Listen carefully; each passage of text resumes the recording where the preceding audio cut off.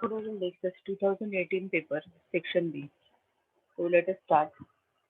You can see the previous video. I have already discussed 2019 section B. Okay, so let us start now. The first question is question number 4.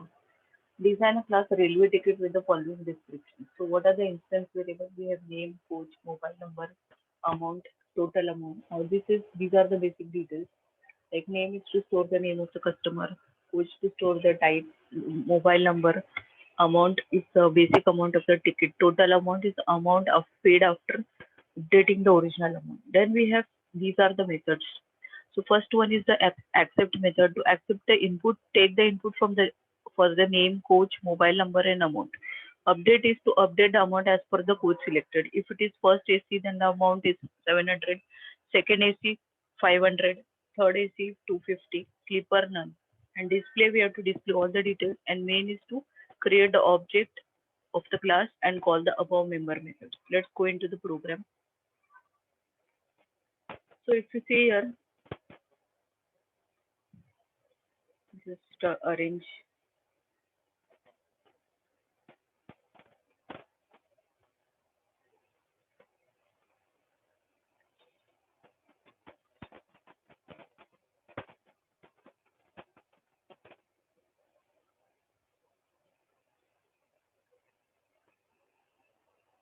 So if you see here, we have the first line which is the import java.util.asterisk. Second is your class name is railway ticket. You have the two variables name and coach which are string, mobile number which is a long as given in the question.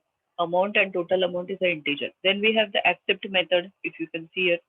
So we'll write the scanner class, then you will accept the customer's name with the help of next line and enter ask the user to enter the type of coach, whether it is first AC, second AC, or third AC, and mobile number and the amount. Next is your update method. Now update method there is some calculation involved, so extra amount we have to charge. That is first AC it is additional 700, second AC accordingly we have to do. So we have to simply update the amount. So we have to check if the coach equals first AC. Then you have to say total amount is amount plus 700. Else if the second condition, if the coach equals second AC. Why we are using equals? Because we are comparing the string. Okay. If it is second AC, then amount plus 500. If it is third AC, amount plus 250. And if it is sleeper, you don't have to add anything. It's none, given none over here. Then we have is the display method. Now in display method, we are displaying all the details like name, coach, mobile number, and the total amount. And in main, we are creating the object of the railway ticket class. Then we are calling the accept method, the update method, and the display method. Let us run the program and see.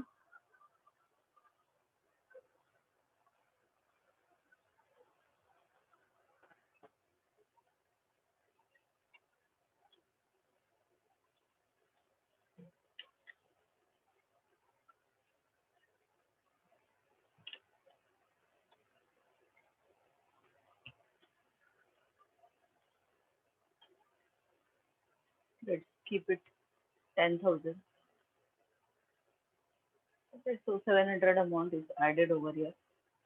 This is a very basic program. Let's go to the next program now. Okay. Next question is chronic number. The question number 5. Now in question number 5, uh, write a program to input a number and check in print whether it is a chronic number or not. Now what is a chronic number? Chronic number is a product of two consecutive integers. Like if you say 3 into 4, so multiplication is 12. 4 into 5, multiplication is 20. Okay, 6 into 7. So here, which is the product of two consecutive integers. So here we need to check. Okay.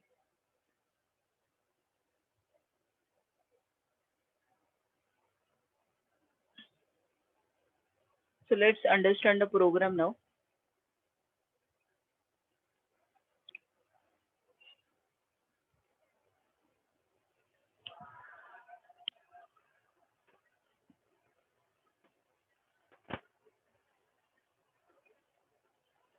So first line as usual it is import. Second is we are creating a class. In main we will enter the number. So let's assume we are entering the number n is 12. In that case C we are keeping one number which is going to act as a counter. Initially we are keeping it as 0. We are going to start from I is equal to 1 till the number. Okay, we have to go one less. We have to find the product. So here let's say we are starting with initially I is 1. Okay, so here what will happen? Here when I is 1, this will become what? This will become 1 into 2 because I plus 1. So we are taking that 1 into 2, which is what? Which is 2. Then we are checking, okay, if the product and that number is same. So here you will find that, okay, what is the product? It is 2.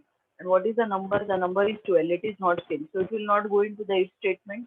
It will go to the next iteration. So now this will become 2. So now it will again come here and check. So this will be 2 into 3. 2 into 3 which is 6. So 6 will be compared with 12. So this is also not true. So it will go to the next iteration. This will become 3. Now this you have to see that 3 into 4. 3 into 4 which is 12. Okay. So now if you check, yes, the product is 12 and the number is also 12. So definitely it's a chronic number. That is that number is a chronic number what we have achieved. So what we are supposed to do here, we have to say yes, it is a chronic number. You this is just like a flag. This value we will change once we attain that we come to that particular result. And at the end we can check whether it is a chronic number. Yes, it is a chronic number. If you take any other number like which is not a chronic number, you this it will not get satisfied at the end, and this else part will get executed. So let us run this program. Let us try for the various chronic number. Enter the number. If it is 12, it will say it's a chronic number. We'll enter 6 over there. So we will say 6 is not a 6 is also chronic because 3 2s are 6. Okay. We'll take some other number. Let's say 14. 14 is not chronic because 7 2s are 14, so they are not consecutive. So it's not a chronic number. Okay. Next, third question, that is question number 6 of 2018. Write a program in Java to accept a string in lowercase and change the first letter of every word to uppercase. Like V is there, we have to convert W into capital W, A into capital A, I into capital I, C into capital C, W into capital W. Okay, so what we need to achieve is the first letter of a word, we have to convert it to uppercase. We already know what are the methods for converting. To uppercase is a method to convert a character to uppercase. So let us start. Import, first line is import. Second, we'll write a class sentence case. Then we will accept the sentence. So we'll use a scanner class. Then we will accept the sentence over here. So after accepting the sentence, we have to give some output, some variable, some one more variable we'll be using for output, which is blank initially. Now we have to start checking the sentence right from beginning. Zero position till the length end of the sentence. So sentence dot length will give you the length of the string, whatever the length is there. Okay, so we have to start from zeroth position till that position. And then we have to check each character. So caret method will do that. We can check each character at a time. After that, we have to check where is the first position, that is 0, and I minus 1 means the previous character. If it is space, that is this is or. This will I is equal to 0. This will get satisfied only for the first word. Okay, because that time i's value will be the i's value will be 0. So simply what we are doing, whatever is the character which is there, while adding, we are simply appending it into output. So what will happen? This will get added, which is the first one. W will be in capital. Then we will go on doing it. Okay, so this This particular thing is only to check whether the previous character is a space or not. This is, we'll take one sample input. Let's say the sentence is,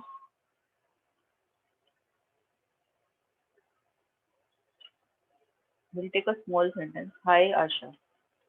Okay, now this is the sentence. So here output is blank only. Now what will happen? First, ph will take which value? We will have h over there.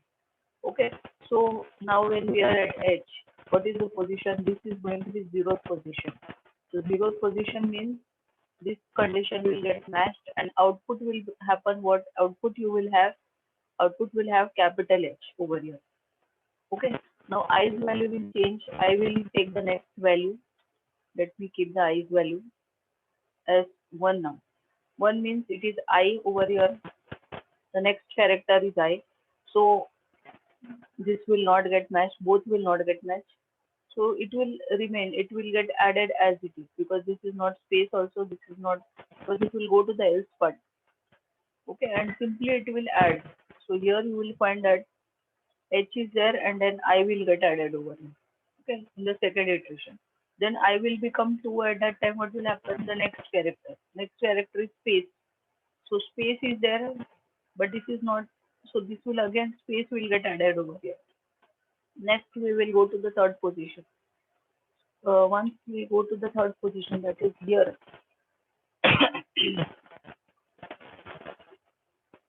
Now A is taken. Now this condition will get matched because space is there before this. So what will happen? This will get added. You will already have HI and then space and then A will get capital. This way it will continue. So I guess it is clear. Let us run this program.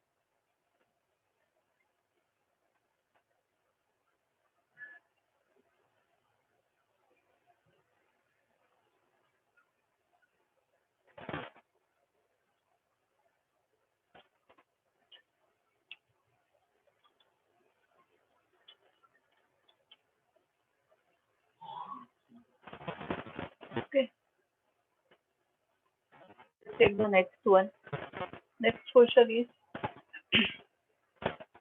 question number 7. Design a class to overload a function volume. So here the directly the formulas are given: volume of a sphere, volume of a cylinder, and volume of a cuboid. So it's a very simple program of method overload. What you will do is you will write a class, then you will write as it is what is given in the question.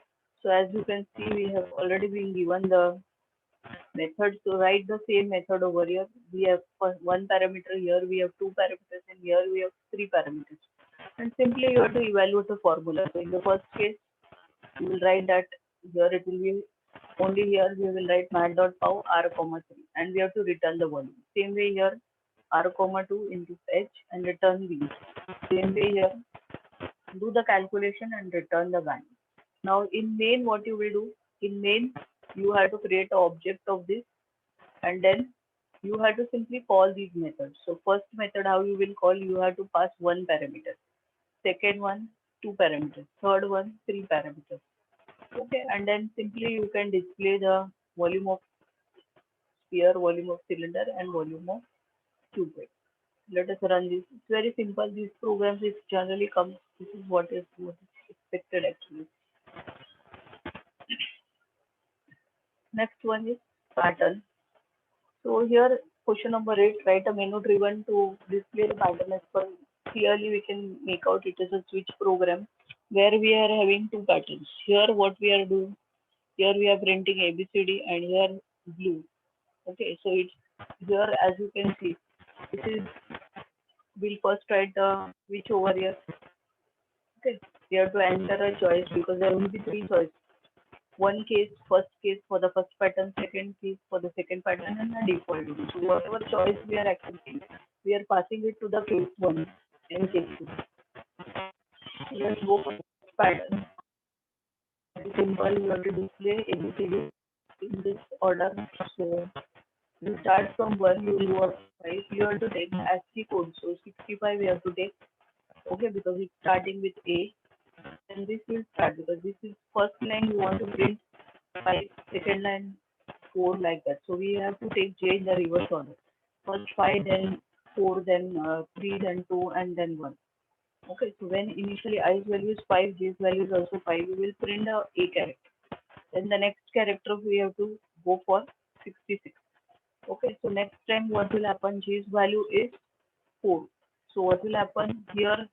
B will be printed. A and then B.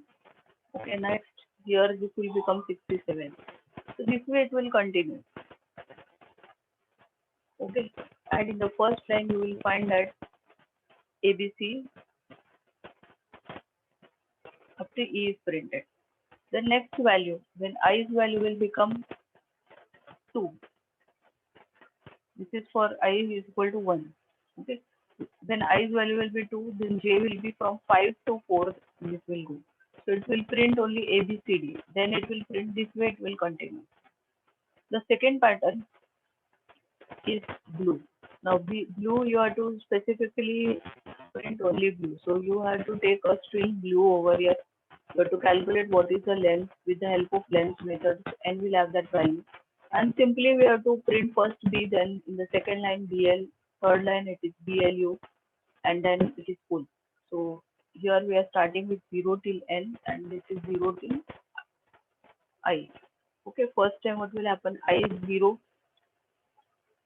and J is also 0. So what will happen? First character will be taken B, and B will be printed. Then in that case, second time I's value is 1. So this will be happening for 0 and 1. This iteration will work for 0 and 1. So it will be printing B and L. When I is 2, that time this will work for 3 times. So it will print B, L and U. 3. Okay, this way it will continue. And the last case is your default, where if you're not some invalid options are entering, then in that case, error message should come. So let's see if you are entering 1,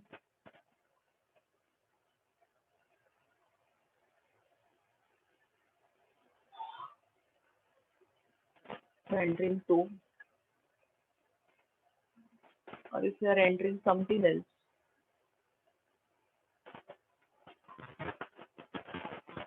you will get invalid choice.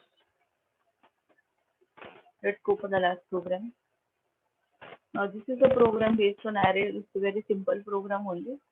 What we have done, write a program to accept name and total marks of n number of students. N means this we have to accept from the user.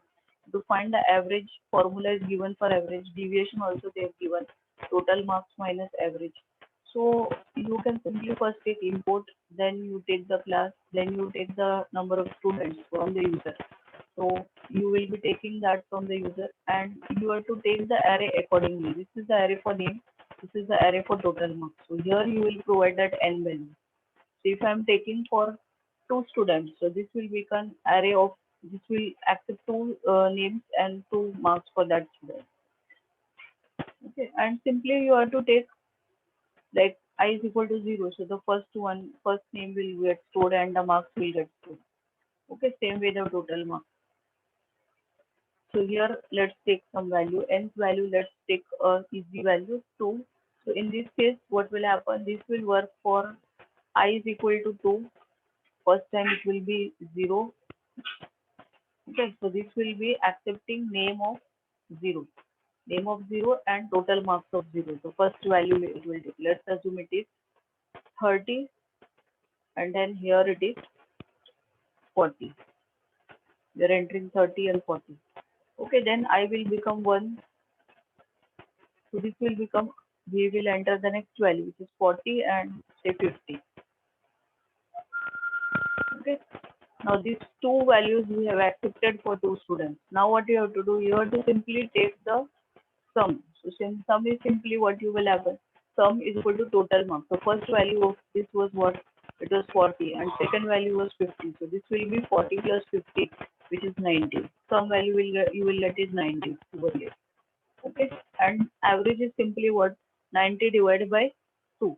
So 90 divided by 2 is 45. And deviation is what is the difference? So deviation is whatever the total marks minus the average. That will be in the first case. The average was 45. So here it will be what? This will be minus 45 and accordingly. So let us run this.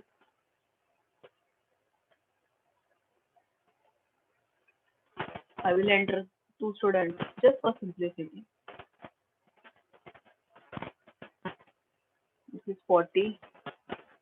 Okay. Mark and it is 50. So here as you can see average will be 45, that is 40 plus 50 is sum is 90. 90 divided by 245. What is the deviation? For this 40 minus 45. So it is minus 5, and for this one it is what 50 minus 45. So it is a positive number which is 5.0. It's very simple. Only what is added, so you simply have to see the formula, and according to the formula you are supposed to. So I hope it is clear.